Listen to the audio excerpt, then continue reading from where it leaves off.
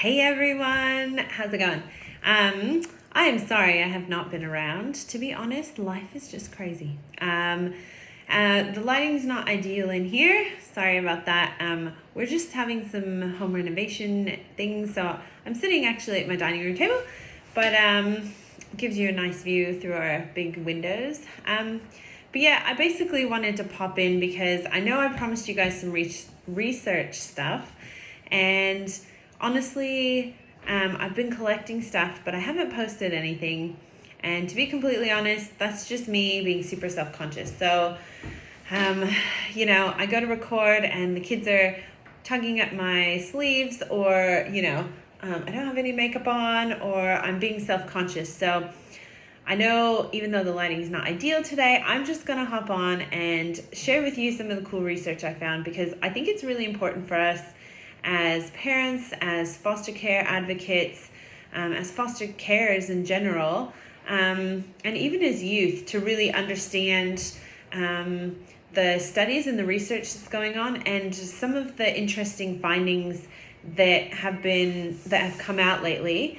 And by doing this, then those questions of, this is happening, what should I do? And, I see this behavior and how do I help? Some of those can actually be answered in part by some of these studies, but we just don't have access to them. So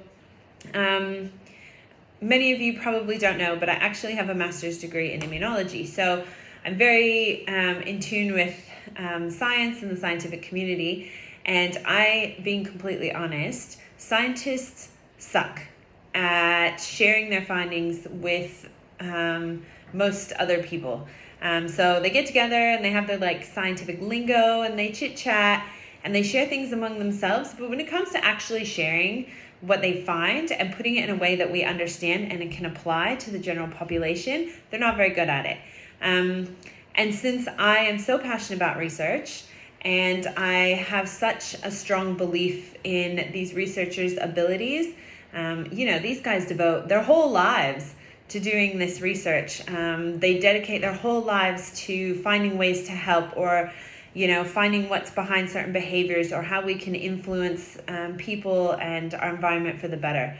So I really wanted to share some of these cool findings with you, and I apologize that I haven't been better about it. I'm going to overcome my self-doubts, and I'm just going to show up anyway, even if my hair is a mess, or, the lighting's not perfect, or whatever else. So from now on, you get real, unedited Amanda Parker. So I do have notes next to me, and that's just because I don't want to misquote any of the scientists or anything.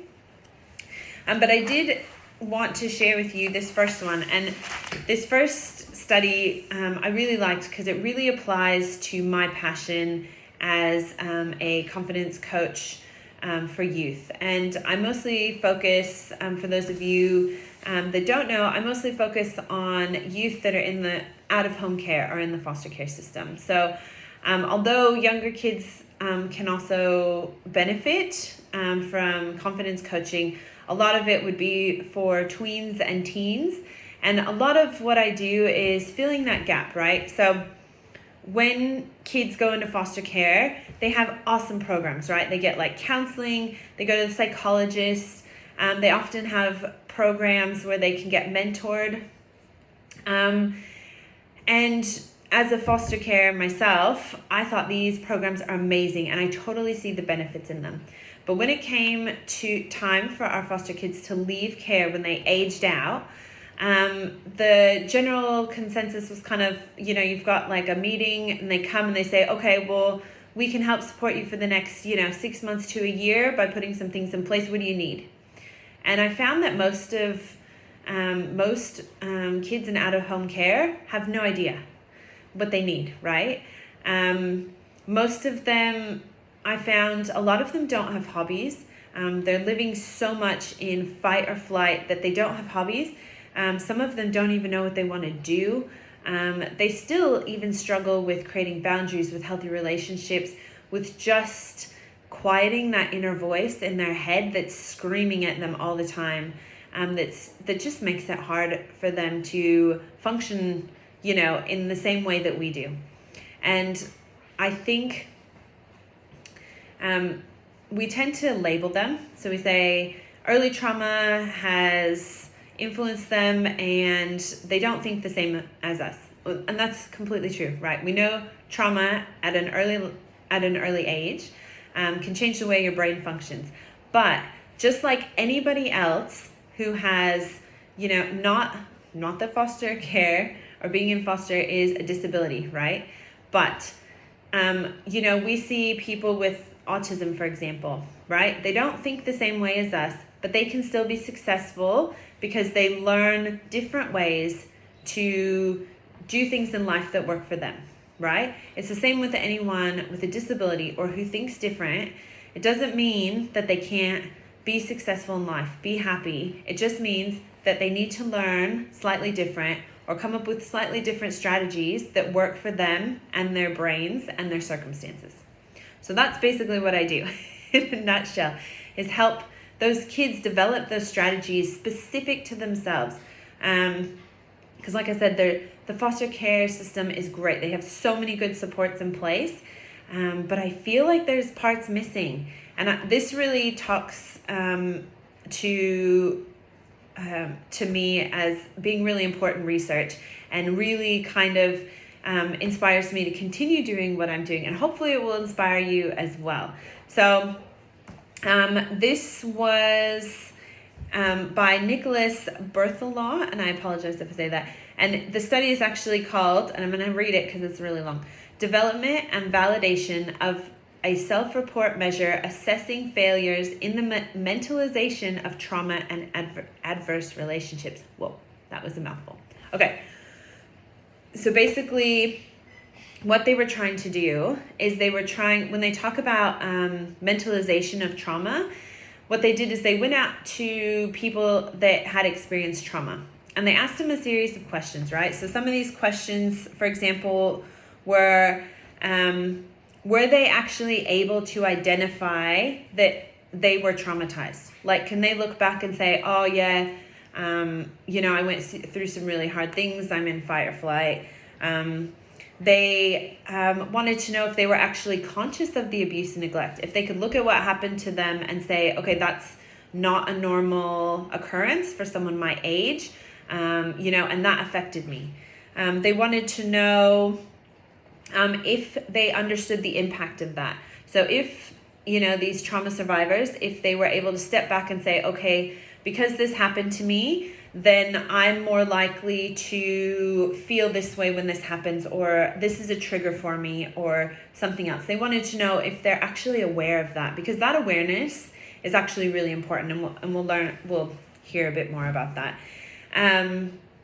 They also wanted to know if those trauma survivors actually were aware of or had any strategies actually in place for dealing with the trauma.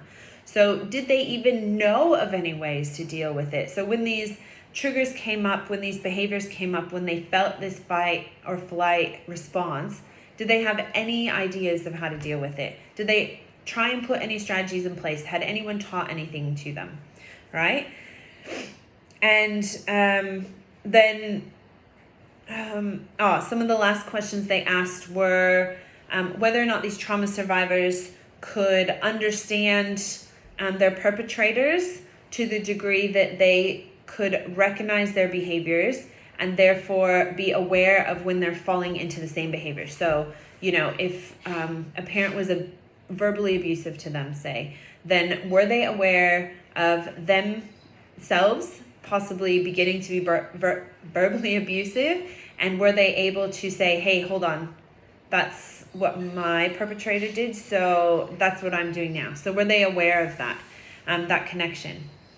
So basically, the whole study revolves around awareness. So they, 975 people. So they asked 975 people to answer these questions, and many of them had severe trauma. So the really interesting part about this, right, is that when they put together all these findings, they had the people do the questionnaires, and then they looked at life choices, at happiness, at things that had happened later on in life. What they found was that the trauma survivors, the people that were aware, and they call this mentalization of trauma, okay? So the people that were aware of the effects of the trauma, so aware that trauma happened to them and what effects it had on them and how that subsequently influenced the way they think, they behave, the way they see other people, relationships.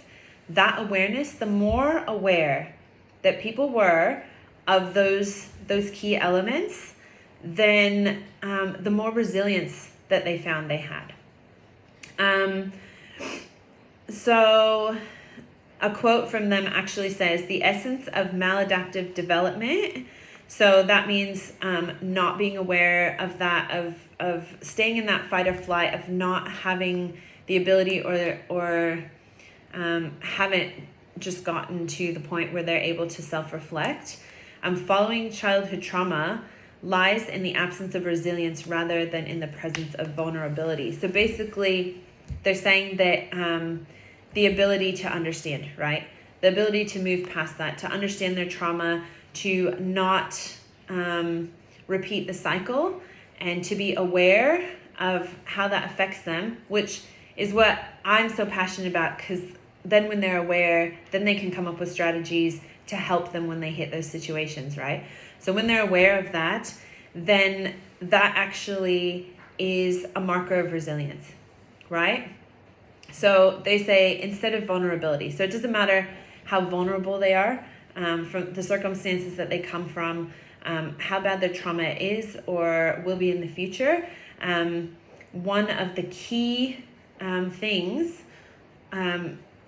to being able to be resilient, to being able to move forward and have a happy and fulfilling life, whatever that means to them, lies in being able to recognize those feelings, to understand their trauma, to understand how and why they do certain things. It's all awareness. And that's what I love about this study, okay? So it's not saying that trauma hasn't changed them. It's not saying that trauma, isn't a horrible thing, because it is. But it's saying that kids that are able and to develop strategies that are made aware of their circumstances, the habits that they have, they actually can be resilient and they can move on, even though they may carry, lifelong habits or, feelings or triggers from these traumatic experiences. They are aware enough of them that they can develop healthy strategies to move past them. And that is so cool. Just to put it in context to us, right? All of us have been through trauma, right? At some point, moving house, losing a friend, even smaller things, trauma, are considered trauma, right?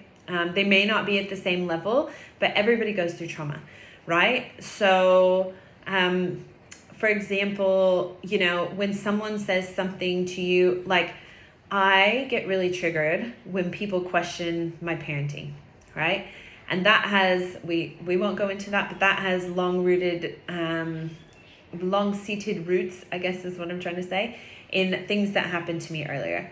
And when I feel like people are questioning that, I tend to get really anxious. And that is awareness, though. There was a long time where people would do things and I would get angry and anxious, but I wouldn't really understand why I felt that way. And it took a lot of self-reflection to be like, okay, that's related to a trauma that I had.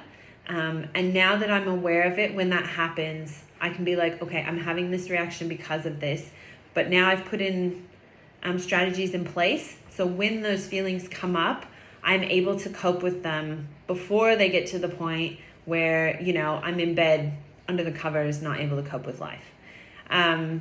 All of us have triggers. All of us have things that set us off when people say things, when they do things, when we see certain things that make us feel sad, anxious, slightly depressed, or, anything like that. So this is a concept that can help all of us.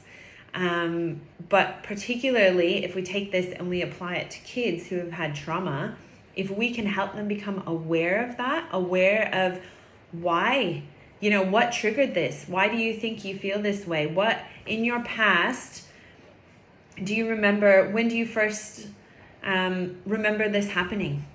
You know, what happened on the day where you, for the very first time, felt that super intense anxiety and that was, you know, so bad that you wanted to run away? What happened there? And when they recognize that, then they can start connecting their behavior to it. They can start developing strategies to overcome it. And I think that's really cool, because that's basically what I'm so passionate about doing. But there's actually research to back this up, which I think is really cool. So I just wanted to pop that out there. I think it's really important. Like I said, some really interesting things that we can do is to ask our kids, you know, to make note of times when they are triggered, when they, you know, when certain behaviors come up, is there a common link between them? And once we can start making those links, we can just have conversations. Like, we don't want to blame them, right? We don't want to make them feel bad, because a lot of these behaviors are seated in their subconscious and they're not even aware of what happens to make them do this. It's just their natural response. They just do it without even thinking, right? So say every time a certain show comes on TV, one kid gets super angry, starts slamming doors, shouting, and everything else. And we notice that it only happens when this certain TV show comes on, right? So us as carers, as parents, we can go to them and say, hey, I noticed that when this show comes on, I feel like you get a bit more upset. Do you feel that way too? Do you feel that that is connected? And just asking them, not telling them necessarily, you know, that this is what happened, this is what I saw, but asking them, having a genuine conversation with them and saying, hey, look, to me, it feels like, you know, this is making you upset. Is that true? Is that what you, you know, is that what's happening for you? And just getting them to sit down and think about it and say, oh, and if they're like, no, say, okay, well, is it a character in it? Or, you know, let's sit down and think about what's making you so upset, because I really want to provide a house where you don't have to have those triggers so that you don't have to get upset. I really want to help you. And I think over time, some kids might not be receptive. But one of the key strategies to helping people to do this, to have this mentalization of trauma, to be able to understand their trauma, is to just give them time to sort things out, to help them make connections, not by telling them where the connections are, but helping engage in conversations that help them come up with those connections on their own. If you guys need any help with that, if you know you need help with conversation starters, with certain things that your kids are doing, with certain behaviors, or you're noticing certain triggers, please reach out to me. I would love to help you. It is incredibly difficult, and some kids at first might not be able to see the connection. Even though to you it might be clear, they might not be able to see it. But continuing in these really open conversations, in these really helpful conversations, can be the first part to helping them develop strategies that will help them overcome trauma and really live fulfilled lives. Because that's really what we want, right? It doesn't matter if they want to work at McDonald's. It doesn't matter if they want to be a CEO of a business.